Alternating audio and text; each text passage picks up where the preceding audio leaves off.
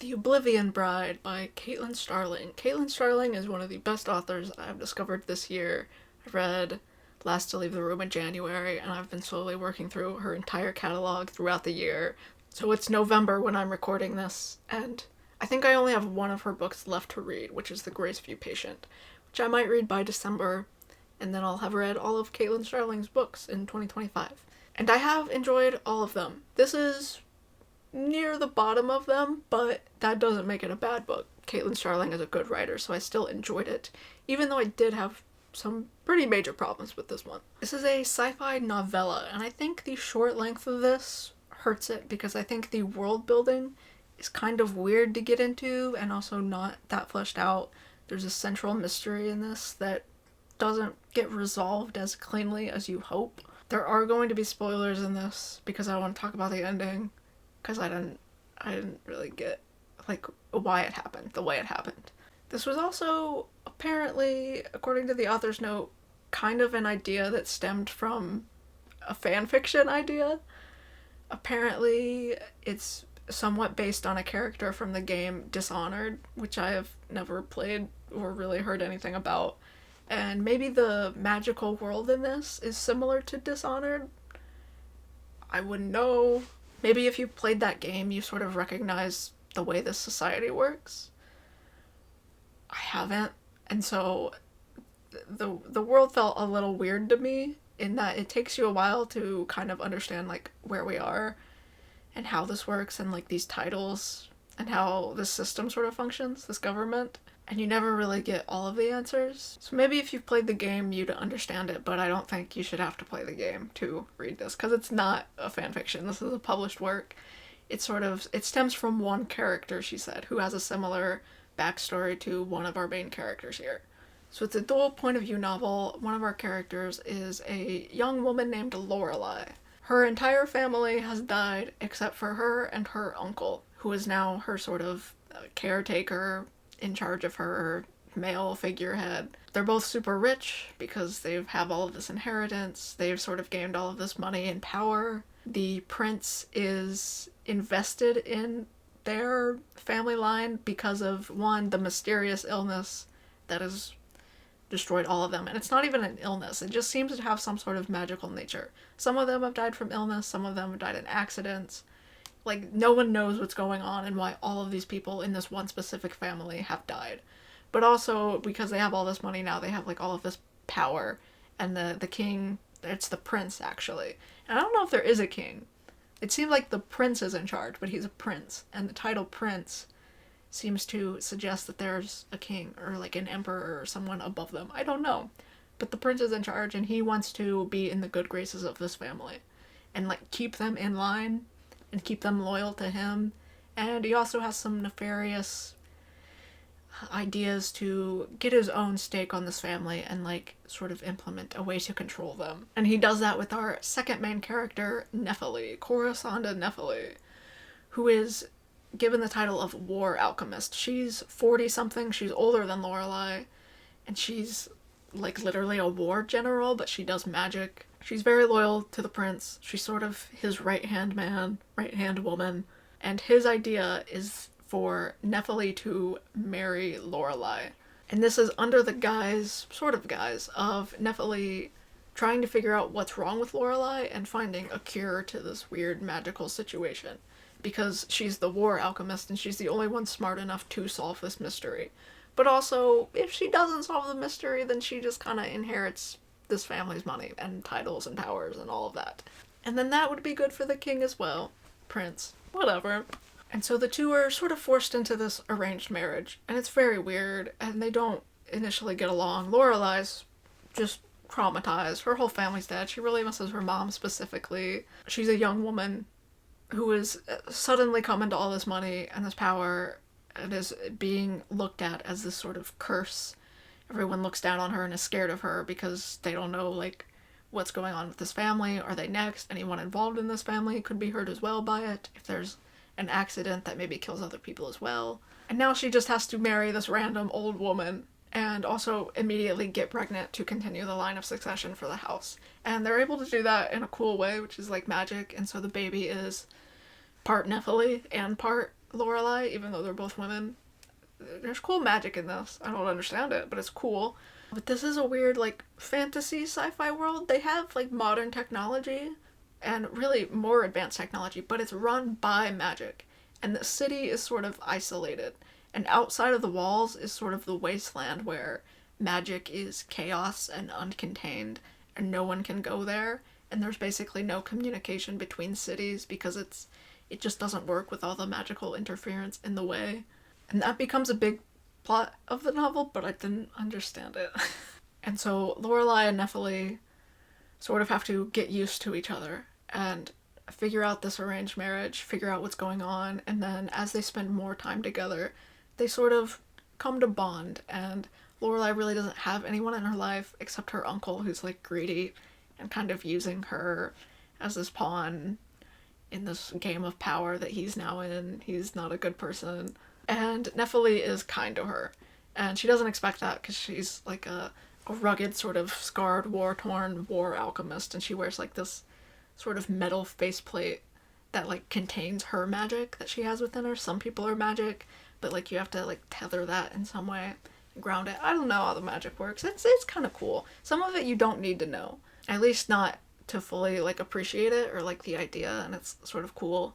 But we don't get super into it because a lot of this is sort of domestic and them sort of falling in love and building this little domestic life together in these terrible circumstances. And bad things do keep happening, strange magical surroundings. Spoiler alerts, I'll get into spoilers now. The uncle dies. Lorelai is the sole heir to this thing, but then like at their wedding, she like starts levitating. Sometimes she loses times and like teleports across the city and ends up in places she doesn't know, and she starts seeing things and hallucinating her dead mother talking to her.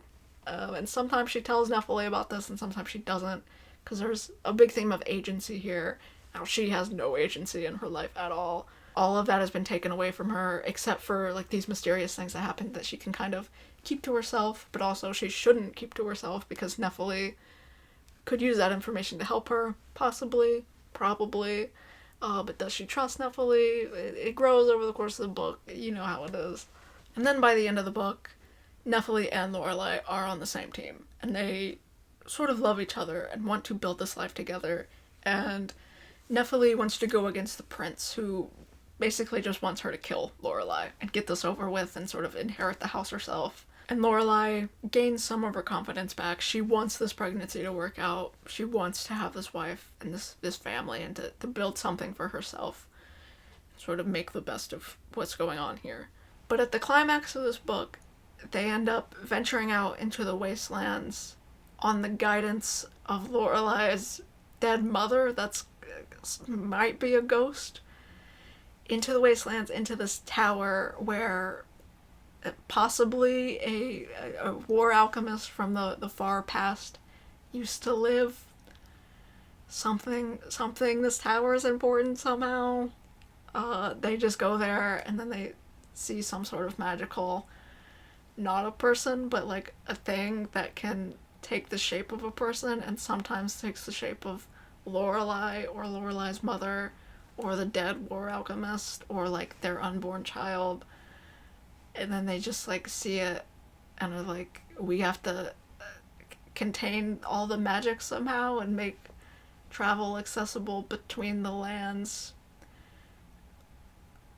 and like get rid of the magical chaos in the wastelands for everybody. And like this will start wars because now there's all this land up for grabs, but also maybe it allows for more farming and more, good societal interactions, hopefully. But you definitely do get the sense that, they're just gonna start a bunch of wars. Oh, that's great. But the whole mystery of this book is, why is this happening to Lorelai and her family? We don't get an answer to that. The best I could come up with is that this has sort of been predestined, that she would be the one to end up with Nephili the war alchemist here in this weird magic tower, and that she would be fated to be the one to help get rid of the magical chaos. And the only reason I think that is because like it knows what their child will look like. Their child is not born yet. And so, like, how does it know that if maybe this isn't some kind of predestined world and she's just the fated one, but, like, why is she the fated one? She's not special. The war alchemist is maybe special because she's magic and she's a fighter and she's, like, this big figure and she's really made a name for herself. But, like, Lorelai's just some girl. She wasn't even, like, rich or powerful or nothing. So, like, why did this happen to her? Why her? I don't know. No one knows. And that's a really unsatisfying ending for me. I didn't get it. Maybe I missed something, but I feel like it's kind of just magical and weird.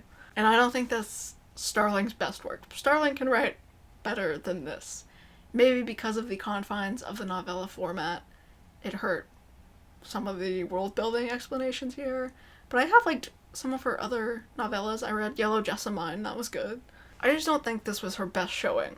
But I still enjoyed it, and I really particularly liked the romantic dynamics here of these two people in an arranged marriage. And it's sort of very patriarchal in feel. It's clearly not patriarchal. It's two women, and they're allowed to be married, and they're allowed to have children of their own.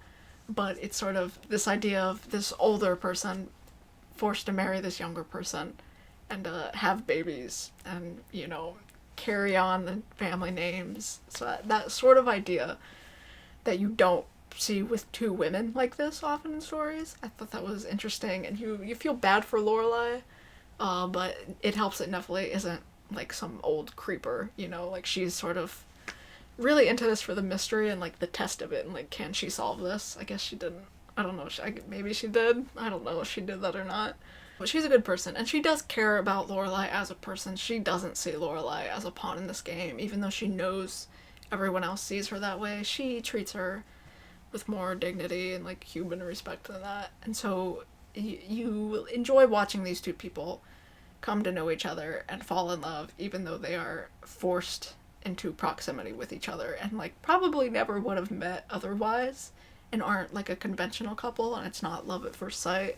But I like the relationship, and that's a good chunk of this book, and that makes it enjoyable.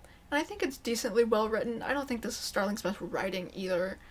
I think part of that sort of comes from the naive provincial girl tone of Lorelai. She sounds sort of young and immature. She's like in her 20s. She's not that young. But she sort of has this, woe is me, I have no idea what's going on. This is also new and crazy and I have no agency sort of thing going on in her tone for the first part of the book. And I don't think that's conducive to like the greatest prose ever, just based on like character expectations you have to meet there. So overall, this is just not Starling's best work, but I enjoyed it. And it's short. It's a short sci-fi fantasy novella about arranged marriage with an age gap and like lesbian parentage in a cool, magical, biological way.